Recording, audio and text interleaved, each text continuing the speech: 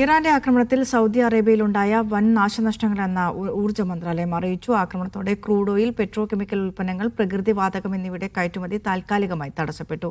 ആക്രമണങ്ങളിൽ ഒരാൾ കൊല്ലപ്പെട്ടതായും 7 പേർക്ക് പരിക്കേറ്റതായും സ്ഥിരീകരിച്ചു.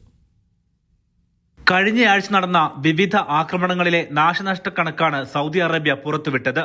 റിയാദ്, കിഴക്കൻ പ്രവിശ്യ, യാൻബു എന്നിവിടങ്ങളിലെ crude oil, petro chemical, refinery, വൈദ്യുതി മേഖലകളിലാണ് ആക്രമണം വൻ നാശമുണ്ടാക്കിയത്.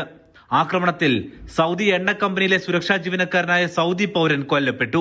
മറ്റ് 7 സൗദി പൗരന്മാർക്കും പരിക്കേറ്റു.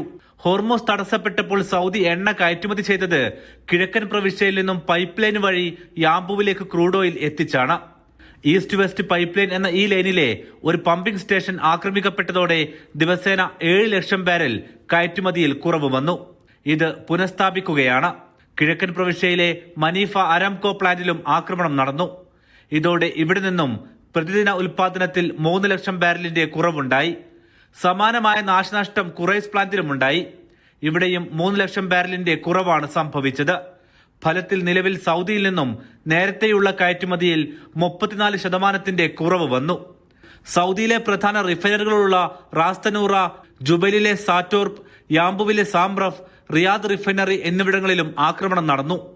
ഇതോടെ ഇവിടെ നിന്നുള്ള റിഫൈൻഡ് ഉൽപ്പന്നങ്ങളുടെ കയറ്റുമതിയെ ബാധിച്ചിട്ടുണ്ട്. ജുഐമയിലെ പ്രകൃതിവാതക പ്ലാന്റിലും ആക്രമണം കയറ്റുമതിയെ ബാധിച്ചു. ഓപ്പറേഷണൽ എമർജൻസി ഇൻവെന്ററികൾ ഗണ്യമായി കുറഞ്ഞതിനാൽ വിതരണക്കുറവ് പരിഹരിക്കാൻ ബുദ്ധിമുട്ട് നേരിടുന്ന സാഹചര്യമാണ് നിലവിലുള്ളത്.